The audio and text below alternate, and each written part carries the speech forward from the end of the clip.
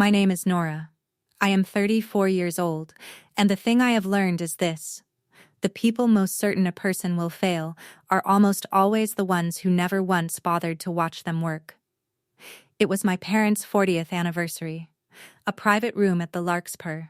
Candles down the middle of a long table, the good wine, my mother in the blue dress she saved for photographs. Warm bread. White cloth. My grandfather's pen in my pocket, because I never went anywhere that mattered without it. Garrett sat at the head of the table like he had paid for the room. He had been talking about himself since the appetizers. A deal. The biggest of his life.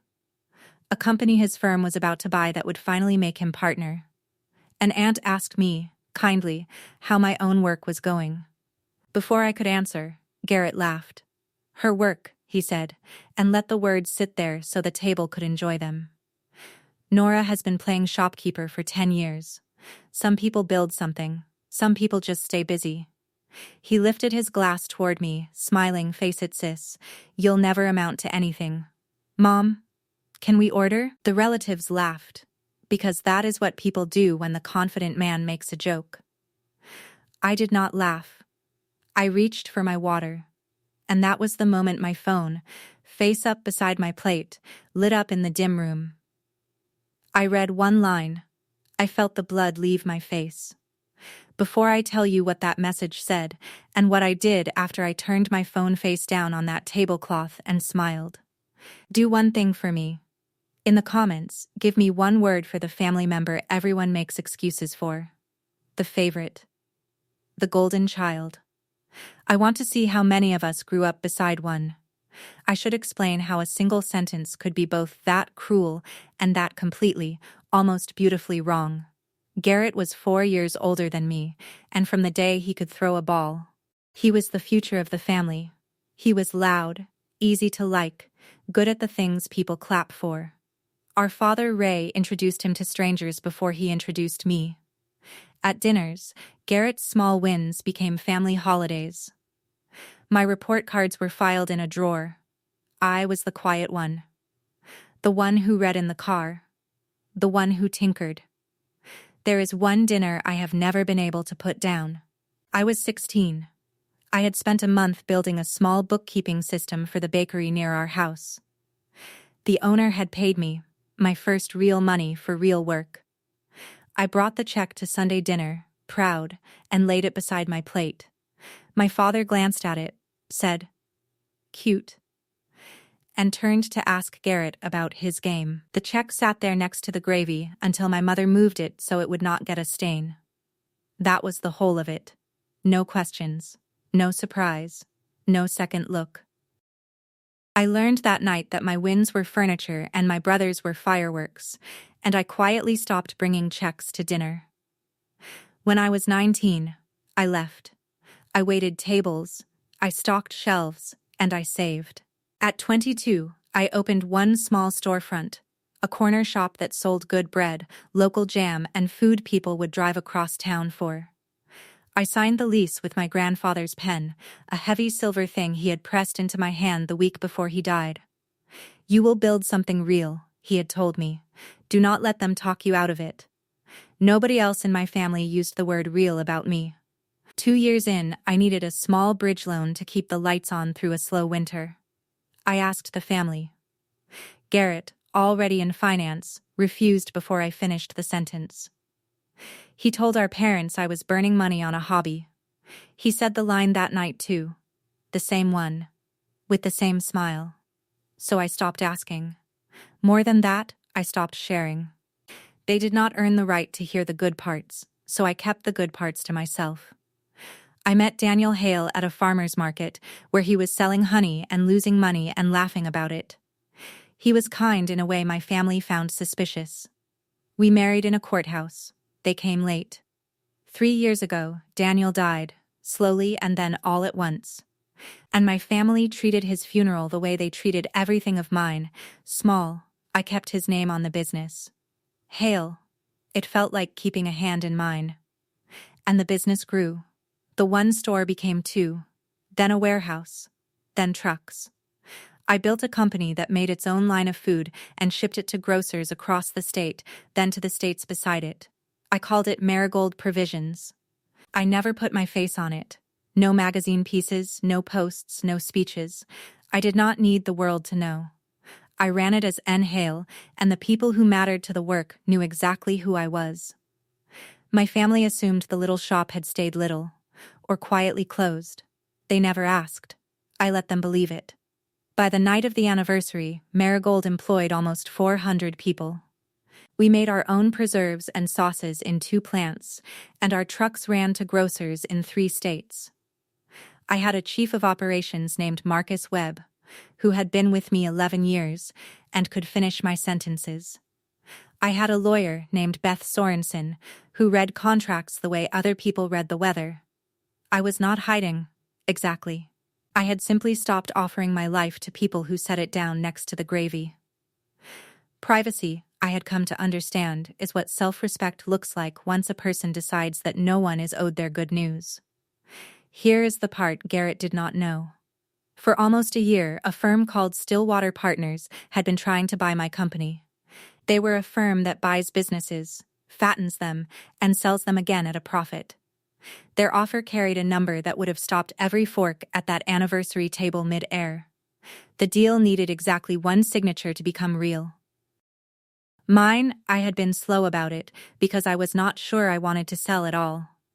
The firm dealt with me through Marcus, my operations chief, and Beth, my lawyer, and a holding company on the paperwork. Their deal team knew the owner only as N. Hale, a private woman who guarded her time and would not take meetings. The message that lit up my phone at the anniversary dinner was from Marcus. It was 3 short lines. They had signed off on their end. The final Marigold offer was in my inbox. It only needed my yes. The company my brother had bragged about buying all night, the deal that would make him partner, was mine. I had built it from 1 corner store, with a dead man's pen. The owner he could not get a meeting with for a year was sitting 4 chairs away in a blue cardigan. The thing that was going to make him was already in the hand he had just told would never amount to anything. I turned the phone over. I smiled at my mother. I let them order dessert. In the days after the dinner, I read the actual offer, and then I read it twice more, because the second reading made me cold. The price was low, not insulting on the surface, but built on a quiet assumption underneath that the owner was tired, ready to be done, and would not push back. The deck attached to it described Marigold's founder as non-operational and recommended a clean founder transition within 12 months of closing. In plain words, they planned to buy the thing I built. They would take a year of my knowledge and walk me out the door of my own company. And the person who would step into my place, the deck made clear, was the deal's lead, Garrett. That alone would have been ordinary corporate cruelty. What I found next was worse. The deck contained Marigold's private 3-year plan. Our real margins. Our expansion map. Numbers no one outside my building should have ever seen. I read them on a stranger's slide, formatted in a stranger's colors. And I felt a specific nausea. The nausea of being robbed by the same man who had treated my husband's funeral like an errand. The more I read, the worse it became. Whoever fed him those numbers had not handed over a single page. They had handed over years. Garrett's whole pitch, the one that had made him look like a visionary to his partners, was my plan with his name on the cover. He had not predicted where Marigold was headed. He had read the map I drew and pretended he had discovered the country. Marcus traced it in 2 days. A man named Dale Brunner, a regional buyer, had left us a year earlier. He had signed a clear promise to keep our plans private when he walked out the door. He had broken it. He had been consulting on the side, and the client he had been feeding our homework to was Garrett. My brother had built the pitch that impressed his partners on stolen work, and he had called the insight his own. Then there was the lie he told the people who could promote him. Marcus heard it through the industry, the way the truest things always travel. Sideways, and from someone who was never meant to tell. Garrett had told Walter Mead, the managing partner at Stillwater, and the partners above him, that he had a personal relationship with the owner, that he could all but guarantee the signature, because of who he knew. He did not know who he knew. He was bluffing about a closeness that did not exist, dressing himself as the rainmaker who had a private line to the impossible owner. He had no idea the private line ran to his own family. And I understood, slowly, why he was doing all of it. Garrett was drowning. He had been passed over for partner twice. He had bought a house he could not afford to look like a man who had already arrived. There was a second baby coming, and our father still introduced him, to anyone who would listen, as my son the partner. It was a title Garrett did not have yet, and was terrified he never would. I knew this last part for certain, because I had heard it. After the anniversary dinner, in the parking lot, I had come around a row of cars and found Garrett with our mother. His voice was low and cracked in a way I had not heard since we were children. "If this one falls through, I lose the house," he said. I already told Dad I made it. For one full second, standing in the cold between two cars, I felt sorry for him. He was not a monster. He was a man who had been told his whole life that he was the family's greatness. He was about to be exposed as ordinary, and he would do almost anything to keep the story alive. I want to be fair to him, even now. Our father had set a crown on Garrett's head at birth and spent 40 years tightening it. A boy raised to be the proof of his family does not get to be tired, or average, or wrong. Garrett had been performing greatness for so long that he had mistaken the performance for a self. When the deal appeared, it was not pure greed I was watching. It was a drowning man reaching for the nearest hand, and not letting himself notice the hand was mine. Almost anything turned out to include erasing me from the one thing I had ever made. So that was the shape of it. He was going to take my company on stolen information, walk me out of it, take the credit. He was going to become the man our father already pretended he was. He was going to do it to the one person on earth who could end the whole performance with a single phone call. The question that kept me up was simple. Would he get away with it? I did not call my brother. I did not warn him. I did the opposite of what a furious person wants to do, which is the hardest thing in the world. I went quiet, and I got organized. Marcus built the file. Dale Brunner's signed promise to keep our plans private, dated, and clear. The same confidential numbers, sitting side by side, ours, and the ones inside Garrett's deck. The timeline of Dale's consulting payments. We worked at night, after the warehouse went quiet, the three of us around a table with the documents fanned out under a single lamp. It did not feel like revenge. It felt like an audit. Marcus matched each stolen figure to the week it had left our building. Beth flagged every place a promise had been broken. I made the coffee and watched the picture come together, and the strange part was how calm I felt. Anger is loud for 10 minutes and then it is useless. What lasts is paper. My family had spent 30 years telling me I was good at small, quiet, careful things. They never once understood that small, quiet, careful things are exactly what bring a loud, confident man down. Beth, my lawyer, looked at all of it and told me what it meant in 2 sentences. Using a competitor's private numbers, taken through a broken promise, was not only Garrett's problem. It was Stillwater's problem. A firm that bid on a company using stolen information about that company had a fire in its own building.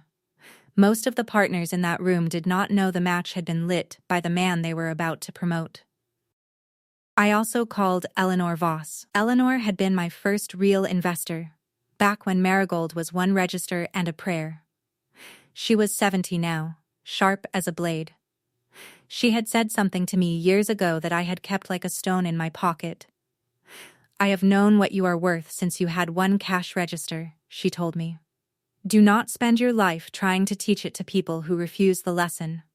When I told her what Garrett had done, she did not gasp.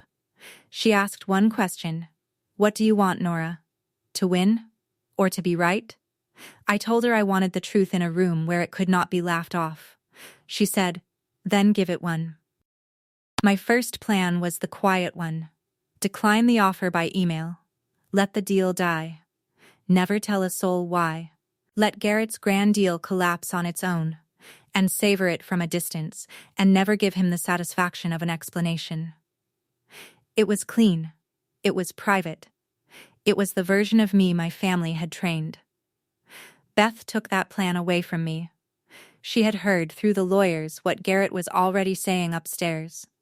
He had told his partners the deal was as good as done, a verbal yes in hand. And he had started, very quietly, to pre-blame the owner. He was describing my slowness as shopping the terms. He was planting the idea that the difficult owner was using Stillwater's offer to chase a better price elsewhere. If Marigold simply walked away in silence, Garrett would write the story. The story would be that I had negotiated in bad faith, that I had used their private offer to shop my company, that I was the one who could not be trusted. And we were 3 weeks from closing a clean expansion loan that depended on Marigold's name being spotless. The leak he had caused could be turned and aimed at me. But what I did not understand yet was that he had already taken the quiet exit away from me. I could not decline in the dark. If I disappeared, he would fill the silence with a lie, and the lie would cost my own company and my own people. The only way out was the way through. The truth could not be sent. It had to be delivered. In person, in the one room where everyone who needed to hear it was sitting at the same table. So I made a decision that the quiet girl from the back of the car would never have made. I told Marcus to keep the deal alive but slow, to let Stillwater believe the owner was still deciding. And I told Beth to schedule the final signing meeting at Stillwater's office for the following week, with one instruction attached. The owner would attend. In person. Garrett's firm was thrilled. The elusive owner was finally coming to sign.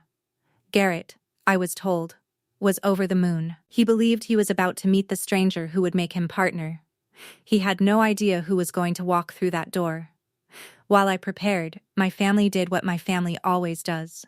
Word had spread among the relatives that Garrett had landed a huge deal. The anniversary insult was not a topic. To them it had not happened. That is just how Garrett jokes, my mother said, when I mentioned it once. You have always been too sensitive. Then the calls started, and they had a shape. My mother, Diane, called first. Be happy for your brother, she said. This is his moment. Your father is so proud he can hardly sit still. She did not ask about my life. She never did. She asked me to make room for his. Then came the squeeze that I will remember until I die, because of how blind it was. Garrett, scrambling because the owner had gone silent, had asked the family to help. He half remembered that I was in groceries, or something. So my mother called again. You are in that world, aren't you? She said. Could you reach out to some of your contacts? See if anyone knows the people Garrett is buying? He just needs a little help getting this across the line. She was asking me to help my brother buy my own company. I held the phone away from my face so she would not hear me breathe. My father called after that, which was rare enough to be its own event. Ray did not do feelings. He did the family myth.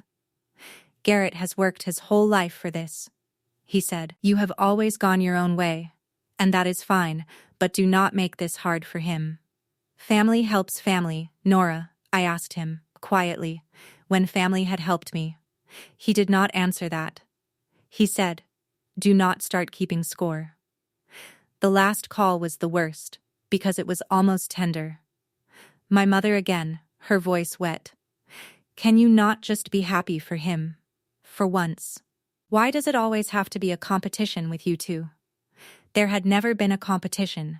A competition has two players who both get to win sometimes. I did not tell them what I held. I let them keep the myth a few more days, because the truth was no longer mine to spend on a phone call. So I said the only true thing I could say without giving it all away. For 30 years, I told my mother. I made myself smaller so he could look bigger. I am not doing it one more time. She told me I was bitter. She told me Daniel would not want me to be so cold. She used my dead husband to ask me to shrink, And something in me that had still been hoping, after all these years, finally set the hope down. There had been no congratulations when I opened the first store. No questions when it grew. No curiosity when it spread to 3 states. They had built a whole family around the idea that I was nothing. And now they needed me to protect that idea by helping the favorite take the only thing that proved it false. My Aunt Carol called too, the one who had laughed loudest at the larkspur. She did not mention the words my brother had hung over me that night. She only said she was sure I would do the right thing for the family. That Garrett had always looked out for me. I sat with that one a long while. Garrett had never once looked out for me. But the family had agreed, long ago, to remember a brother who did not exist. The real one was easier to love as a story. I was the only person who kept ruining the story simply by being in the room. The night before the meeting, my phone lit up again. It was Garrett, friendly for the first time in years. "Big week for him," the message said. "We should start fresh after," he wrote. I read it twice. I did not reply. I turned the phone face down on the table, the same way I had at the Larkspur, and I went to bed. Stillwater's conference room sat on the 19th floor, all glass and gray, the city spread out cold and small below it. There was a long table, a neat stack of signing papers, and coffee that no one was going to drink. Walter Meade sat near the head, flanked by 2 partners and a lawyer in an expensive suit. Marcus and Beth sat on either side of my empty chair. Garrett stood at the front, in his best suit, glowing. He had a folder under his arm and the look of a man who could already feel the title settling onto his shoulders. He was waiting to present his deal and meet his owner. Walter Meade checked his watch. "The owner is joining us directly," he said. "I am told she's just arrived." The door opened. I walked in. I watched my brother's face do something I had never seen it do. It emptied. "Nora?" The word came out small. What are you doing here?" Walter Meade rose, polite and confused by the confusion. "Garrett, allow me to introduce N. Hale, the founder and owner of Marigold Provisions." The room went very quiet. And the promise that had lit up my phone 3 weeks earlier, in a candlelit room while my brother told relatives I would never amount to anything, finally landed in full. The deal he had staked his entire career on needed the signature of the sister he had mocked at our parents' anniversary. He had spent a year trying to buy the thing I built, and he had never once known it was mine. I sat. I folded my hands. I did not raise my voice, because the truth did not need volume, it needed witnesses. "Before anyone signs anything," I said, "there are 3 things this room should see." I started with the offer. I named the price. Then I named the assumption hidden under it. The owner was tired and non-operational. She would take less because she did not have the fight in her. Then I read one line aloud from their own deck, the recommendation to transition the founder out within 12 months. "I am the founder," I said. "I built this company across 13 years and 3 states. I am the most operational person any of you have ever met. Whoever told you otherwise was guessing." Walter Meade's eyes moved to Garrett. Then I laid the second thing on the table. Beth slid the pages across side by side. Marigold's private 3-year plan, our real margins, and the same numbers, in Stillwater's colors, inside the pitch that had won the room. Beside them, Dale Brunner's signed promise to keep those very plans secret, broken and dated. "Your winning bid," I said, slowly, "was built on my company's confidential information, taken through a broken contract. That is not my problem alone. As of this morning, it is yours." I let the silence do its work. The room had stopped being Garrett's stage the moment the pages hit the table. Walter Meade picked up the 2 sheets, my plan, and the copy of it. He held them at arm's length, comparing them line by line. It was the way a man checks a bill he already knows is wrong. A muscle moved in his jaw. The partner beside him stopped clicking his pen. Outside the glass, the city sat cold and indifferent. Inside, the most powerful people in my brother's world were slowly realizing the truth. The deal of his career had been built on sand and on someone else's blueprints. The lawyer in the expensive suit sat forward. One of the partners said, under his breath, "Where did these figures come from?" He was not asking me. He was asking Garrett. Garrett's mouth opened. "This is a misunderstanding," he said. "Nora, don't, she's twisting it. We did our own analysis." I placed the third thing in the middle of the table, and it was not a document. It was a sentence. "Garrett told this room that he had a personal relationship with the owner," I said.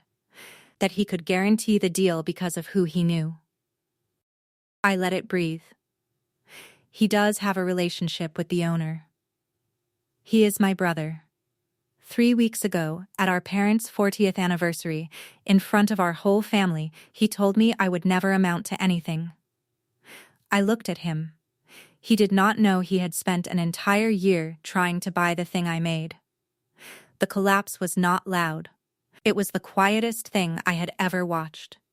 Garrett tried the old moves, the ones that had always worked at our dinner table, the wounded look, the "you're" being dramatic, the "Nora, please, don't do this to me." But the moves only work in a room that has agreed to play along. This room was reading the pages instead of watching the performance. There was nowhere to put the charm. It had no floor to stand on. Walter Mead said, in a voice gone flat and cold, "Garrett, step out of the room." My brother looked at me one last time from the doorway, gray, hollowed out. "You just ended my career," he said. I took my grandfather's pen out of my pocket, the heavy silver one. The one my family had once called pretentious. The one that had signed the lease on a corner store everyone said would fail. I did not sign their deal. I uncapped the pen and signed the single page Beth had prepared, a formal letter withdrawing my company from the talks. Then I capped it and put it away. "No," I told him. "You ended your career the day you decided a stolen plan was easier than a real one. I only stopped covering for you." Stillwater pulled the offer within the hour. They opened a review into how my company's private numbers had ended up in their own pitch. There is no faster way to lose a firm's trust.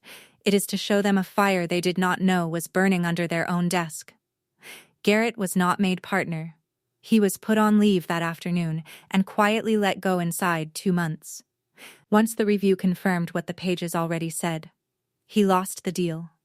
He lost the title he had borrowed against his whole future. He lost the Rainmaker story, the one where he had a secret line to an impossible owner. And he lost the house he had mortgaged to look like a man who had already won, because the win never came.